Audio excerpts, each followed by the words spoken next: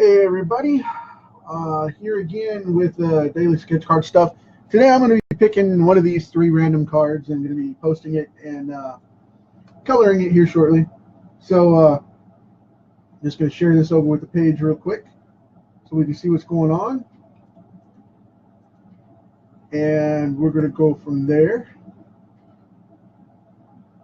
There we go, cool deal. I'm going to start off with Man Bat because I really dig this character, and I feel like making a little bit of a mess here, so that's what I'm going to do. So I'm going to pick out some colors here really quick, and we'll go from there. I like it. This character's always been one of my favorites because of the fact that I like to really muck things up with characters like this. A big deal with like the Wolfman, or a Lycan type character, or a hybrid mutant like this. I really dig being able to work with these characters and flesh them out. Oop, knocked off my eraser. Bear with me a sec. I may need that, just out of reach naturally. But yeah, I really dig working with characters like this because of the fact that I can get in there and do some really cool tones and looks without messing them up or being afraid of, ruining the character or whatever cross may be. So I'm going to start out with this one here. Just want to make sure I am in frame. Hey, no, glad you could make it, man. I'm going to start out with this light color because of the fact that I like to use a beige or a dark tan skin color on this guy. A lot of people like to go with the animated version, which is gray, but I prefer the natural leathery skin look of the type of bat that he was. He used a hairy fox bat originally, and that character comes out as a brownish leathery look rather than the hardcore dark gray that a lot of people put on him. And it's just, it's open to interpretation, of course, because I mean it's something different every time he mutates. He changes. So I mean, you can come out with this brown version one time, this golden brown version with the dark hair and tones and whatnot, and then turn him gray if you want to. I mean, I've even seen him turn green at one time. That was interesting. In the Detective Comics version back in the 90s, they made him green for a while. He had this greenish blue hue to him, and it was just so strange. But it contrasted very well against some of the other characters because the big thing at the time was they were trying to use brighter colors, and they were trying to change everything, and they were working with changing Batman's costume, and not just an upgrade, but I mean actually having the Asbats version with Nightfall and all that stuff come in. So this is par for course. If it changes, it changes. But this is my rendition of the character, and that's what I'm sticking with. So we'll knock him out here as quick as possible. I'm just kind of, like I said, base coating this at the moment so that we get all that put in place. And then we're going to move right into the heavier colors, the more refining look. Sorry, I hesitated and got quiet there because I was watching the card because of the fact that when I rotated the pencil to give it a different edge, I wanted to make sure it wasn't going to cut into the card because I wanted it to pick up a little bit more color, but I don't want to dig into it. That would suck so bad. And anyway, I'm getting more comfortable with these pencils, and everybody keeps asking me about it, when I'm going to put the sketchbook out and when I'm going to keep these going on and whatnot. I'm going to start stacking them again Today, due to some technical issues that I had to wait on the website to get moved, it finally hit the server, and I get to go back in tonight and post that. I'm going to be posting it, and I'm going to be posting a bunch of this stuff on my blog so you guys can see what's coming up. And you'll be able to start following me on my YouTube channel regularly, which will be synced into my website as well. And the lives will be posted there and all that good stuff. Oops, I almost snagged that corner. That would have been a bummer. But yeah, it's finally coming to fruition. Forever it's been taking. And the cool thing about these Straddler pencils, I was going to say this before I got sidetracked screwing around with that stuff. One of the cool things about these Straddler pencils is they go over black and they don't eat into it, so it doesn't make it Crayola shiny, you know, where you layer wax over it and it makes a gloss coat and then won't work and won't translate and hold up. Fortunately, when you do these, they don't heavily go over the pre-existing inks. If the paper can't absorb it, they don't really absorb it all that much, and I really like that. But that's just one of those things that I've happened to notice here. And like I said, I'm just fleshing this out really quick here. So I'm giving everything kind of a coat of this brown because of the fact that whenever the colors go in over it, this will work as a flat color. So that's the reasoning for that. It's like, I don't want to watch you color like a 5-year-old. What's going on? Well, that's why we're doing that. Okay, cool. Now that's in place. And yes, I know I didn't do the hair and I didn't do the eyes and the ears, and I don't want to.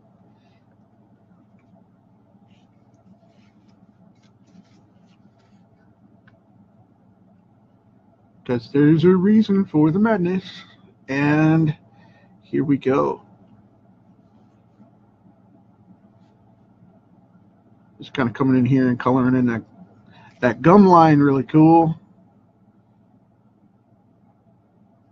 This is more of a reddish brown color that I thought would look really cool for that because his stuff changes, you know, from pink gums to this weird red color, like he's been sucking blood or something, and it's not the way the character really works.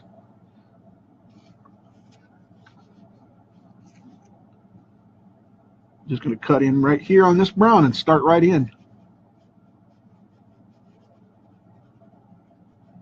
Goes all the way down to this eyelid right here.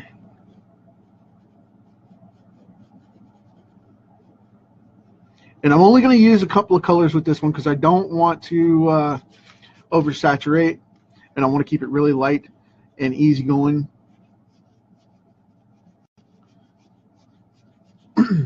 So I'm only using a couple.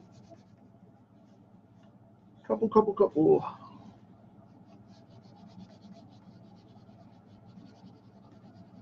Not that many people watching live right now because I just jumped on and didn't give a warning today. Just popped on and said, okay, I'm just going to do it. Here we go. And jumped on. I normally jump on about 4 Central. And I'm going to try and get back to the 3:30 to 4 Central, that 3:30 to 4:30 hour. And try to get back to regular channel population so that we can keep that going, because a lot of people have been, like I said the other day, a lot of people have been asking me about that, and it's like, get the stuff together, man. So like, okay, I'm sorry, but I digress. It's been a long weekend. Yesterday was a little weird because I had some business stuff. Like I said, I didn't want to talk too much about it at the point, but now that it's resolved, I can mention it without it being a hairy situation because legal's already taking action against the parties in question. But someone in my internal office at my server bunker, one of the technicians decided to go off and go scoping around my proprietary code, which doesn't go to that server directly. I reroute it from another network, an undisclosed network that I keep all of my source on for protection.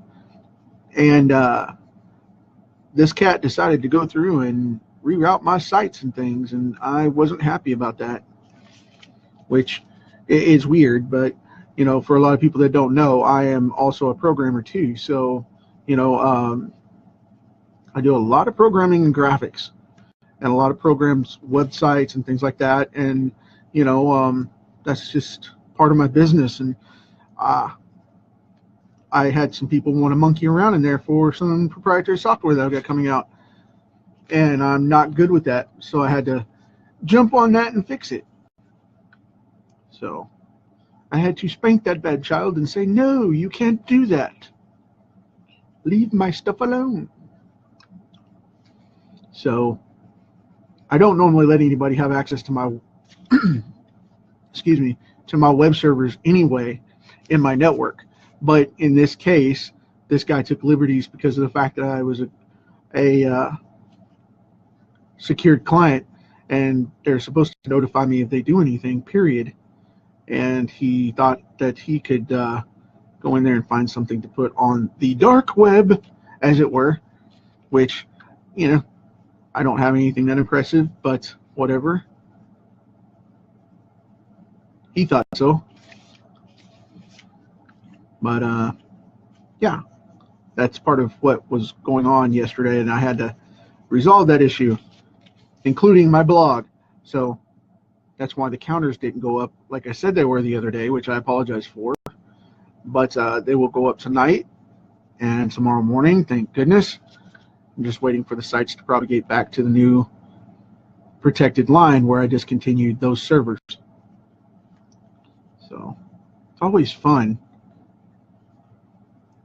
You get a little activity on Facebook and and on YouTube, and you know, you start to pick up fans and stuff, and people start to pay attention. So yay me. But it's all in good fun. Love doing this stuff. And with the comics coming out, it's even more so. Been a long time coming. Long time coming. Okay, I've got the base coat in here. I don't know how high I want to go on that because he's got this really weird patch of hair up here. Let's go ahead and kind of feather that in.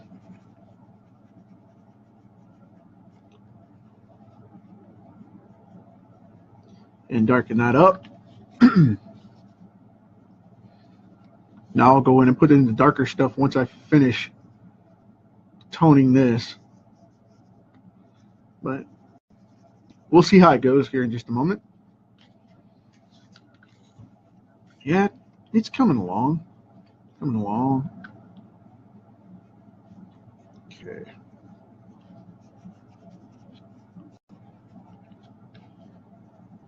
And we've got 4 or 5 cards that I'm going to be doing tonight, specifically because I haven't done a couple of cards in a while. I'm not going to probably do them all right now live, but I will be posting them shortly. But I just wanted to do this one for today and get it knocked out. And like I said, I pulled up those couple of cards, which I'm going to color before the end of the day, calling it a full day of done. And I think I'm going to string it out a little bit and work on that.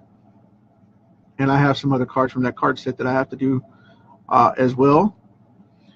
And I've got a couple more pages on Night of the Living Dead to go. I finished up the one page that I keep showing up and bouncing around from.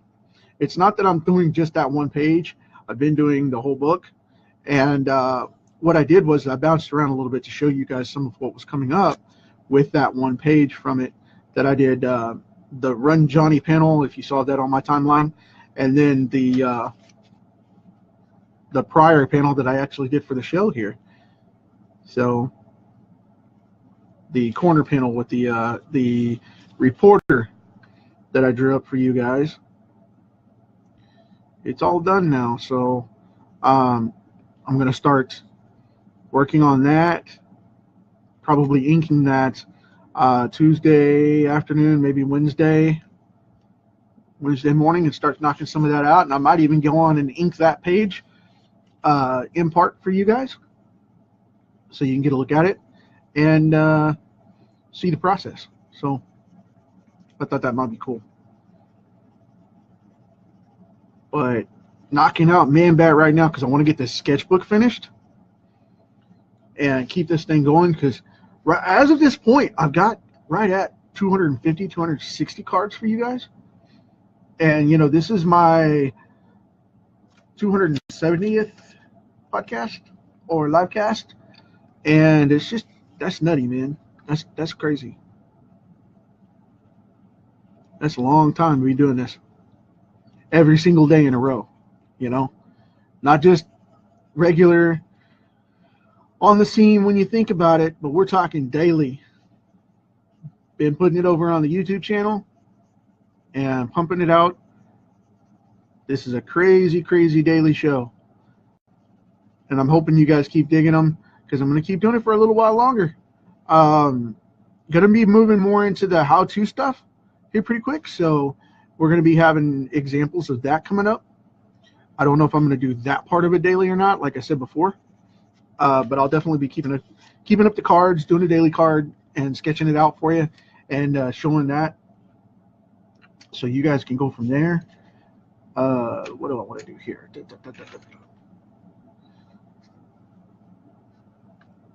I'm going to make it kind of that bat pink, as it were. And I don't know if you ever seen a fox bat or not, but it has this really weird gray pink flesh in its ears. It gets really odd looking.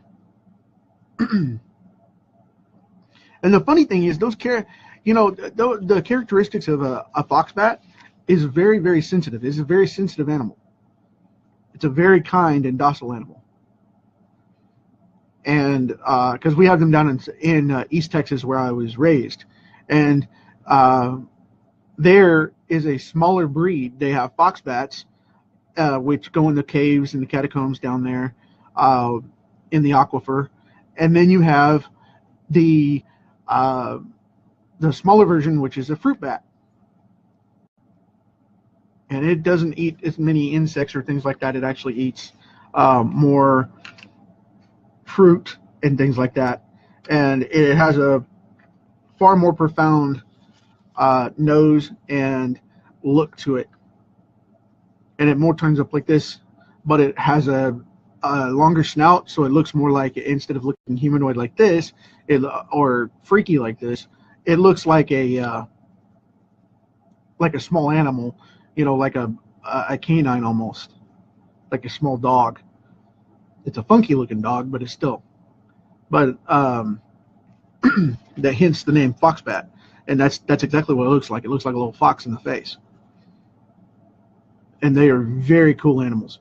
However, this guy is not, which again, the irony ensues, because this dude right here, being the way he is, as aggressive as he is, what does that come from? Because it couldn't come from the bat DNA that he used in the original storyline. So, just saying. I love questioning stuff like that, because it gives me great joy and happiness to come into that and look at comics with intrigue and break them down like that scientifically, to see if they can realistically happen. That always comes to mind, and it's something I definitely suggest for you to do if you don't do that. Especially if you're a creator, start breaking down the stuff that exists already and break it down scientifically and see if you can make it better in your own comic book version, because it will come out and look way better in the long run. Okay, gonna get that going. Now, instead of coming in with this dark brown on the lighter stuff, since it doesn't want to take, what I'm going to do is I'm going to do the black over it, and that'll come out a little cleaner, a little clearer as the shadow.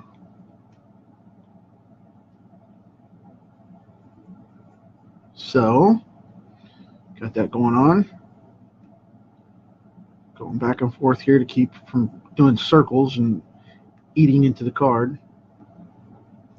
Circles breaks down. Circles in colored pencils will break down the wax. Don't do that. Unless you're going for that texture, don't do that. Because it'll dent your wax and it won't hold the color as well. So don't do it. Don't do it. Just a tip there.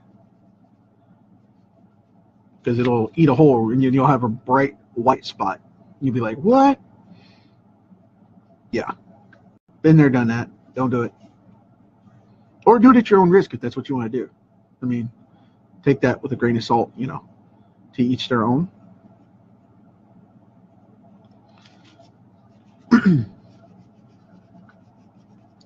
Just kind of making this pop a little more, giving a little more definition, making him look a little more gnarly, like he's got ridges, likes the ruffles. So,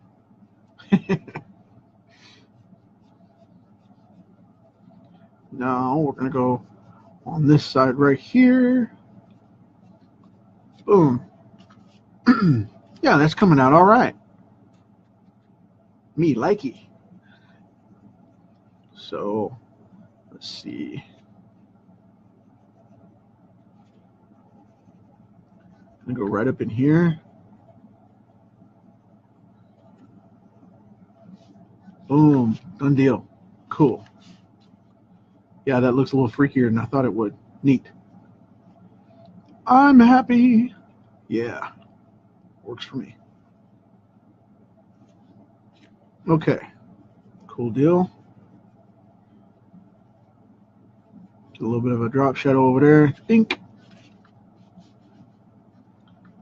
Right down there. Catch that corner. Now, when you guys see me do this, you know, like I said, take this stuff with a grain of salt and experiment your own way. Because especially with comics, everybody has their own style. And everybody has their own flow. And a lot of this stuff doesn't work for me in, you know, what our other artists do. But follow your influences that you resonate to and pull it off. And hopefully, you know, if I'm one of them, thank you for that. I'm honored. And see what works for you, what you can pull out, you know, because that's pretty much it right there. Just do what works for you. And that's why you should watch multiple artists, you know, because everybody's like, well, how do you watch all these artists? I can't afford to watch all of them. How can you afford not to? You know what I mean? And that's the best question I can ask you. How can you afford not to? Think about that one. Okay? So if anybody says you're watching too many people and you're not taking enough technique, bite me. You keep watching what you're watching for because you're searching for the one that resonates with you, and you're looking for the person that is the influence that has the answer for the question that you're asking. Okay? And think about that. Keep that in mind. Keep an open mind, and always stay learning, and always keep following on and check out artists as you think about it. You know, when you get a minute and you get in those ruts, start thinking about other artists that you like, that inspire you, and go check them out and see what they've done recently. You know, see what they're doing now. Big surprise there. Because what you'll end up doing is finding out some new technique that you didn't know, and then you'll get re-inspired by their inspiration. Because artistic inspiration is contagious. That's why people study other people. That's why other musicians listen to, you know, their favorite musicians. And that's why other artists listen to their, you know, watch and learn and follow their favorite artists. It's creative inspiration. And it's the purest form, because you'll get involved and you're focusing on the raw talent and the creative process. That's what opens the flow. So think about that. I tell my kids, my students and stuff all the time, you guys need to, you know, study this stuff. And they're like, well, I can't draw feet. Well, who do you like to watch draw feet? You know, what comic artist inspires you? What classic artist inspires you? What painter inspires you? You know, it's like, well, I can't draw feet, and it's just stop complaining, and start investigating and inspiring yourself by looking and learning what's out there. It's a huge wake-up call. Big, big, big wake-up call. I always find that so cool to get in there because, you know, I had writer's block and artist block the other day, and it's the first time in probably 20 years that I've had a spell hit me. And I mean, it just would not give it up. It was not going to give it up and go away. And I started watching some old school videos that I have of people that I like to watch draw, you know, artists that I like. The older guys, I call them the old guard. A lot of people call them, you know, the OGs as it was, you know, as it were. And I was just like, I'm not the hips. So, so I tend to watch a lot of the older guys that are doing stuff. You know, most of the kids like to watch these really realistic artists, but the thing is, the further back you go, the more realistic they get. You know, think about a Norman Rockwell painting. You know how realistic that is. I mean, you don't get more realistic than that. The old pinup girls from the 30s, 40s, and 50s, check them out. And a lot of those artists will surprise you as to what they're doing. And everybody's like, well, they're painters. Of course they're going to surprise you. No. You're missing the point. You're missing the point. Get in there and check it out for yourself. And you will come to find you will resonate with different styles that you didn't even know you had an interest in. Everybody saw me do that Frank Frazetta piece of the Death Dealer. He's a huge influence on me, and just about anybody that draws fantasy fiction today has been influenced by him in some form or fashion. Especially if you're involved in Conan books or something like that, because John Buscema, John Romita, and let's see, Gene Colan, you know, they were inspired by painters. Knocked my pencil off the desk, sorry about that. But you know, they were inspired by painters because those are the artists that were around when they started and had to get influence from. You know, Jack Kirby did a lot of stuff like that. Rick Buckler, awesome painter. A lot of people think, you know, hey, he's Mr. Fantastic Four. Not so much, not as much as you'd think. The dude's, before he passed away, man, he was phenomenal at painting. Just insanely good. Insanely good. I used to love to watch that guy paint whenever he would come on and do a video or YouTube or, you know, be somewhere where he got filmed and just come out and, you know, set brush to canvas, man. He would freak you out. He would freak you out. And my good buddy that's a tattooer, Jason Kimball, the one that I did Black Panther for on the Giveaway Friday piece, that cat can paint. He really can. He did a great piece this weekend that just made me want to run out and buy supplies and start, you know, cracking out canvas that I've got in the other room of the studio. I was just like, man, you make me want to work and paint, dude. But of course I don't have time to do that. But some people don't know that, but I also paint a lot. I haven't in a while, probably a few months, but I love painting. That's why I am fortunate enough to know what to do with the colors here in this particular piece, because of the fact that I have a painting and etching background as well for my artwork. And it's primarily self-taught. I did learn a lot of it in school, but in grade school, that was my thing. I used to love painting, and I got really heavy into it. And that was, you know, one of the big things. I used to do a lot of painting, a lot of watercolors. And I do that for myself, though. I don't normally show those a lot. But anyway, just want to darken that up a little more right here under the eye. Kind of give it more of a crimson color. I might even hit it with a little black.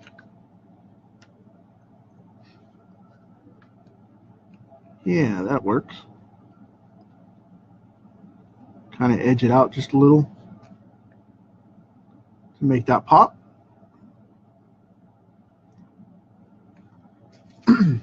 Now, right underneath this lip, it's a little bright. So I'm going to add a little bit of a shadow right underneath here so it looks like he's got a lip there. Give him just a little bit of that edge. It also softens that color down a little. Cool deal. I like it. Hope you guys do too, because it came out all right. Yeah, no, big deal to Bill. Dude's awesome. Let's see here. I think I've got time. I'm not gonna do the whole thing. I'll leave this up here. I'm not gonna do the whole thing right now, but I'm gonna start on this Ant-Man. And I'm gonna tell you something really cool about this guy. If you get in with the base color that works, I'm gonna get the eraser ash off of it where I erased everything. Check this out. Go in with a pink on him. I know that sounds ridiculous, but go in with a pink when you color Ant-Man first, especially if you use pencils or pastels. Go in and highlight with a pink, and it'll make the red pop tenfold, because it gives it a brighter undertone no matter what you do with it. Somebody's going to pop on in a minute and be watching me color Ant-Man pink, and they're going to be freaking out because they're not going to want to know what's going on. They're going to be dancing around. What is it?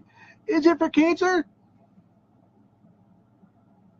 Which that would be cool, by the way. But no, it's not. It's not a ribbon thing for cancer, which I do fully support, by the way. I lost my younger sister due to that, due to cervical from the HPV virus. So yeah, I'm a high-end support member of the team for cancer. Beating it out.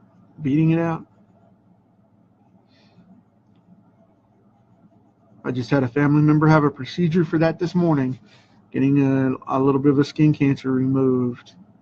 That was a bothersome issue.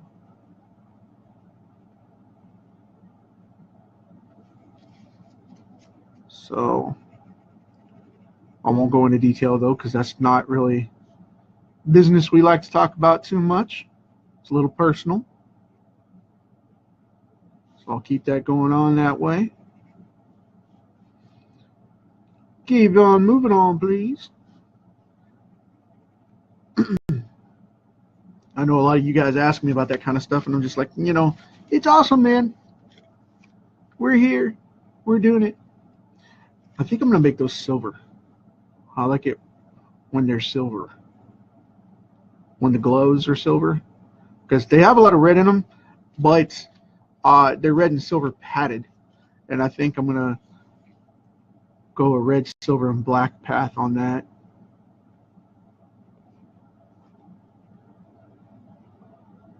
Because this suit is awesome. And it's one of the closest designs to the actual movie, to the comic book, in reminiscence of the helmet and the form of the character. I just really dig that character all the way around. That's still one of my favorite Marvel movies. Still one of my absolute favorite Marvel movies. Ant-Man is insane. And I was afraid they were going to go with the Hank Pym version. But when I heard that Paul Rudd was going to be playing Scott Lang, I was all over it. And if you guys saw my original blog before I took it down to revamp, I predicted pretty much everything about this movie, and I loved it. It's just like, yeah, spoiler. It was all there. And then I went back and matched it up with my later interview reviewing it, and gave the full spoilers to compare to what I had predicted would come out of it. And I did the same thing with the Fantastic Four when they re-released it from Fox. That last version that came out. And it was there. It was definitely there. I missed a spot right there. We'll have to get that.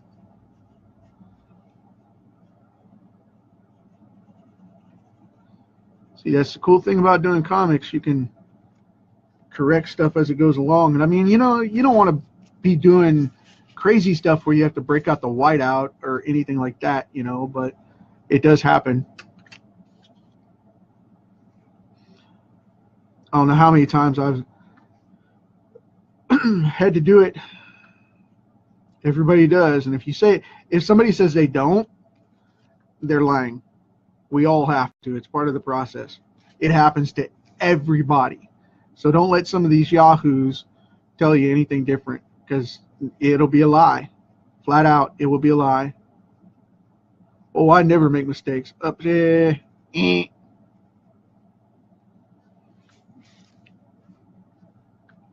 Fibber. Fibber, fibber, fibber. You don't get ice cream when you tell fibs.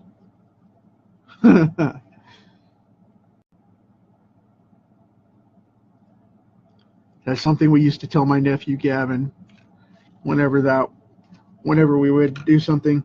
That was his favorite dessert, was ice cream. And he he would come stay with us. And I would tell him, you know, don't fib, you won't get ice cream.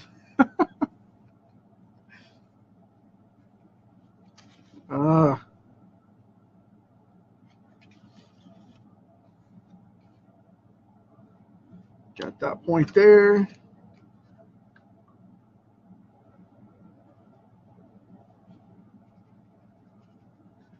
Yep. I love messing with the kids. And they love messing with me. My daughter, she's got my sarcasm and personality, and she does that all the time. Just rips me a new one whenever she gets the notion. It's just like, really? You're 12. I mean, she has respect for me and all that. She's a really good kid.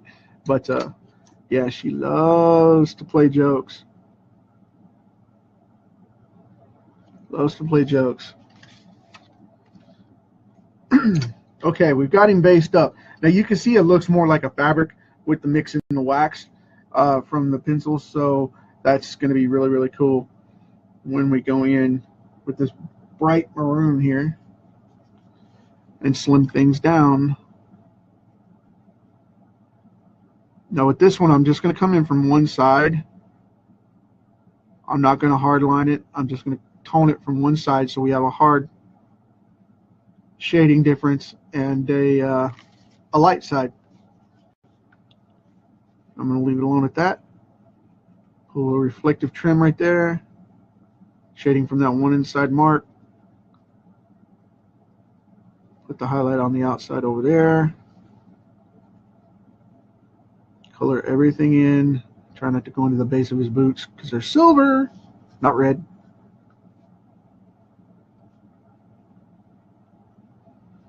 I know I went ahead and colored that one red, but I was going to color it because of the shadow of the red overlapping. I was going to make it like that, so that's why that worked that way. Just like, you colored that one in. No, there it would be a shadow. So that's why you would have that. Now, I'm going to come in right here. And these little trim lines, they're silver as well, so because he's raising his shoulder up, that pec would move this way. So we're going to put it like that. And then this one would be level. So that's what we get there. Boom. Done. Get the crease of that arm.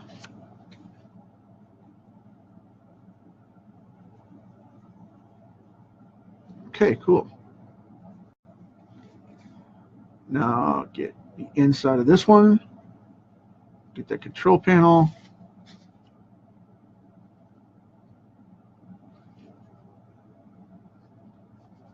Trying to get these darker zones right here. Cool. That works. Now I'm going to get this underarm. I'm going to make this dark because of the fact that this is all shadowed side because of the way he's holding his arm up. So we have that going. And then when I'm done, I'll have to go back in and touch some of these inks because there's little fractions in there that did not get colored, and I don't want that to be a problem. Now, I want to do the floor first before I go off and go crazy with it. I'm going to keep these tiles white. Just going to put in a hard line right here. I'm going to get Man-Bat out of the way here. Now to give them an edge, so simulating tile by hand, what you want to do is you want to put in a line like this that goes across and gives it a nice hard line. And I'll show you guys how to feather it out in just a second. As you can see, it's right here, boom, right across there, like that. You put in that hard edge to make the tile look like it's raised. And then you go right behind it with, if I can grab it here, a little bit different color, a little bit off color in comparison to it, preferably lighter. And just do a little bit of a light feathering like this. And you don't have to do it the whole thing, just a little bit sporadically. However, Auntie's in the way here, so I'm going to make it look like that so it'll look solid. And like this one, you just come back, and remember, these are straight lines, they're not circles. So you just do it like that, and then put it sporadic as you move into the middle to where it'll level off a little bit, and it'll show a little more of the inside layer of the tile, like that. And then go back to that corner where it's darkest and strongest and mix that out right in there. That feathering motion will give that buffed edge of tile that you don't get just anywhere else.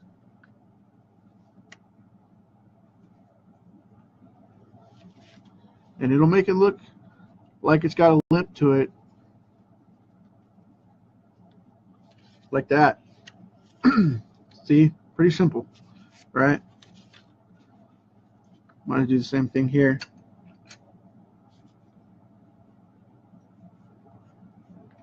Just adding in a little bit of color, like I said. Same thing. And since I've got this in my hand, I'm going to go ahead and do all of these, just for sake of expediency here. Like that. Now when I go in with the grout in the middle, I'll go in with a gray, a light gray on that.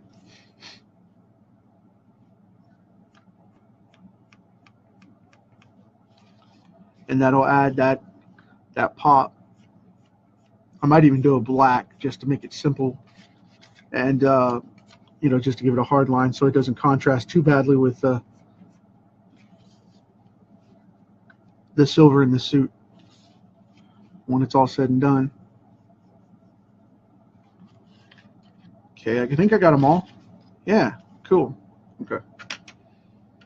I'm going to feather these out real quick.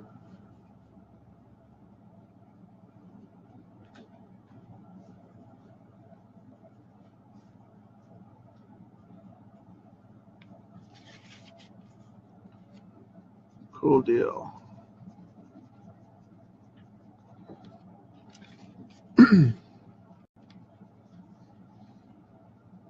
So now that I've got these feathered off and we can see the tile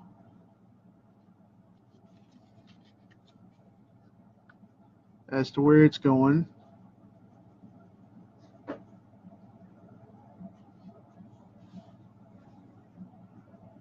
These are supposed to be white tiles.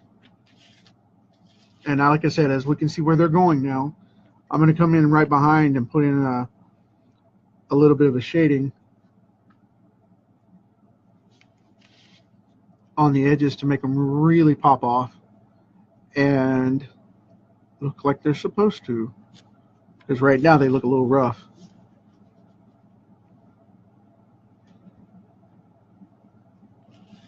Okay, I got to turn the directions here.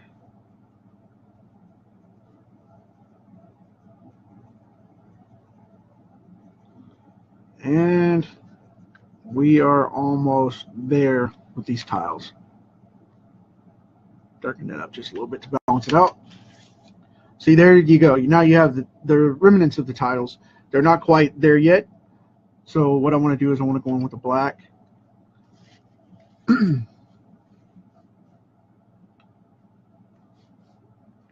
I don't want to hardline this, so I got to be careful. Because I don't want them to look like it's a carved edge. I just want it to have a little bit of a deeper file mark here and there. Because you don't want to outline these because it'll make them look cut instead of raised, and you don't want it to kill the polished look. You just want to put a little pop in there to make it raise up like it's been filed to a burned edge kind of thing. And this may not make sense to some people, and that's okay. But let me tell you, when it's done, it'll refine this to where it pops up quite a bit. Just a little bit here and there. And what that shows is the pores in the tile, and shows the grooves where it was polished. So there you go. See, I hope that shows up. All right.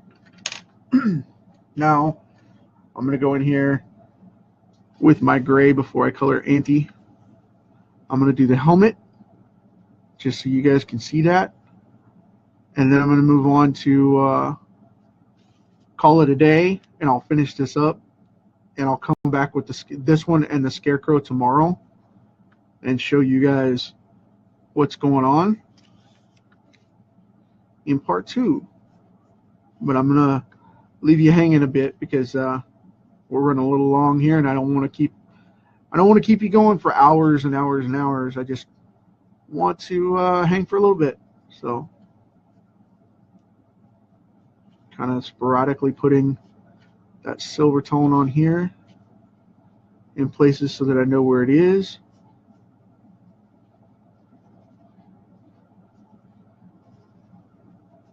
See, I'm just kind of coloring up the center edge. I don't want to color out the whole thing because then it doesn't have a highlight to it and then it looks weird.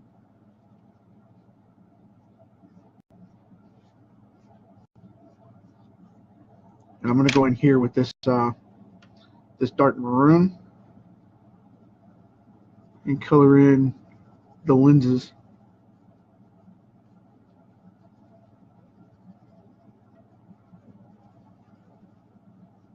And that way they'll look like the dark maroon glasses, the lenses from the Ant-Man uniform, and not the suit. So that's the reason for that. See, ta-da. Now that'll clean up whenever I buff that off. But because I'm going in right here with a hard black anyway. So I'll cover that right now. And then right in the center of that, just a little bit of black. Just a little. Da-da-da-da. Ant-Man. Cool deal.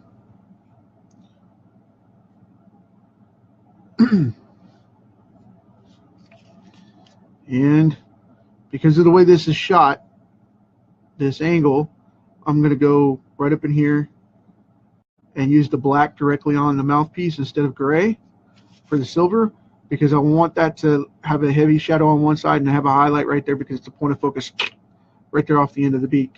So you have that going on.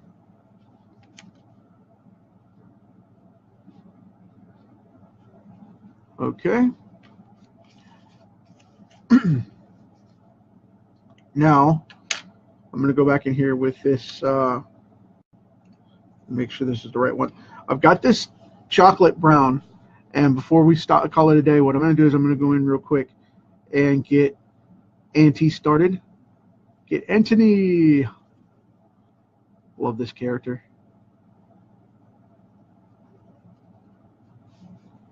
And the way you want to do this is kind of like a Venom thing I've mentioned before. It's the Venom technique. I like to use this one because of the fact that it makes it stand out just a little bit more because of the exoskeleton being smooth and shiny. Whenever you go in, just do it like this. And yes, I know I'm drawing on the eyes here because he has the exoskeleton rims around his eyes, as ants do. And leave a little bit of that highlight there.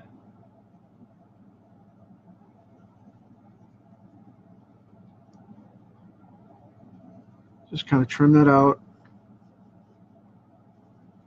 And where those hard lines are, I'm going to go right up and leave just a little bit of white on either side of them so that they hold a shadow, a form, and look like ridged areas in his exoskeleton. And those hard black lines will make it really pop up. So make it really, really cool.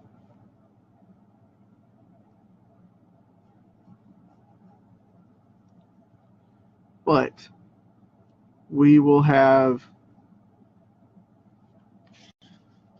Auntie. Yay, cool. Gonna grab a little bit darker brown here. I think I'm gonna go with a I think I'm gonna go even darker here to get some of this. Get you some. See, like that.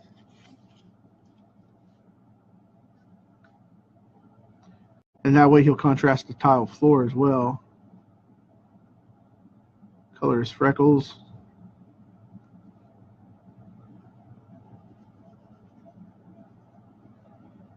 And put in a little bit of this brown towards the center here. Not saturating everything out. But there we go. Cool deal. I think that's Ant-Man with a good start. I think we're going to go with that. And he's not done by any means, by the way. I'm just saying that he's there. And one thing I wanted to do with the tiles, by the way, to contrast the costume.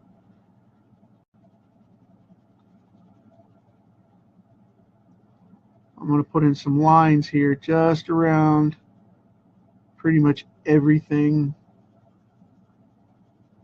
in this tile, like that. So it looks like stone, just a little, if I don't get swirls going, which would ruin the look.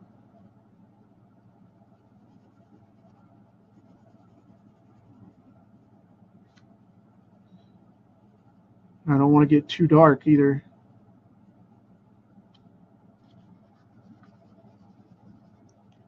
Reason I'm darkening it up just a little bit more right here is because of the shadow. I wanted to have a shadow on that white tile.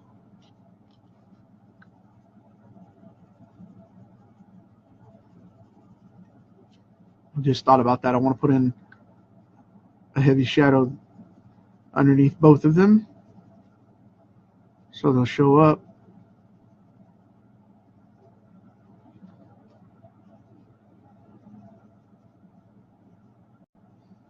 Here's a technique too. Check this out.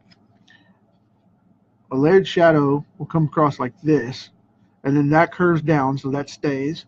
And then you'll have this get dark right in here, and then you'll have this catch up on this side and go like that.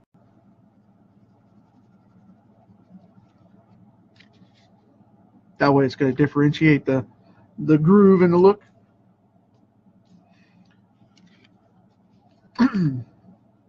Now on the grout real quick, just going to texture that just a little bit where it looks like gray grout. But you don't want to go put hard lines in here because then it'll look like dirty grout and that'd be nasty. That'd be gross. It's like scrape that crap up and change it. Old school architecture stuff coming in.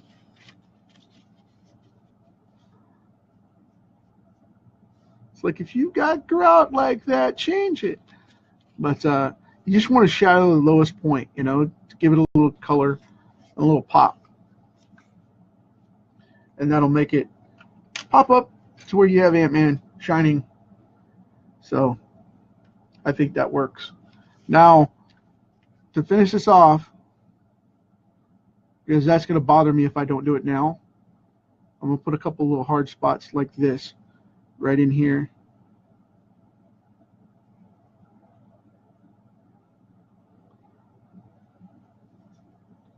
And the reason for that is to give those hard shadows a little more life right before I call it quits here, because I don't want to get started on it now and then forget to do that tomorrow. That would be horrible.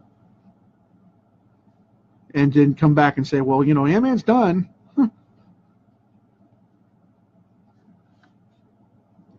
Okay. A couple more here. Right there, underside here. And then we've got Ant-Man almost done. We've got a work in progress here.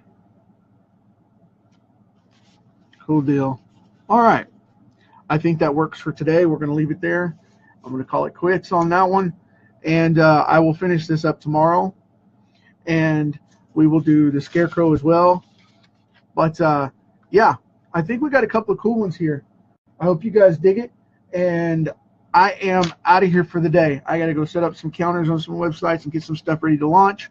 And grab some grub and then get back to page work tonight. I appreciate it, as always. You inherited this rock. Let's leave it a better place than when we found it for the next generation. So talk to you tomorrow. Later.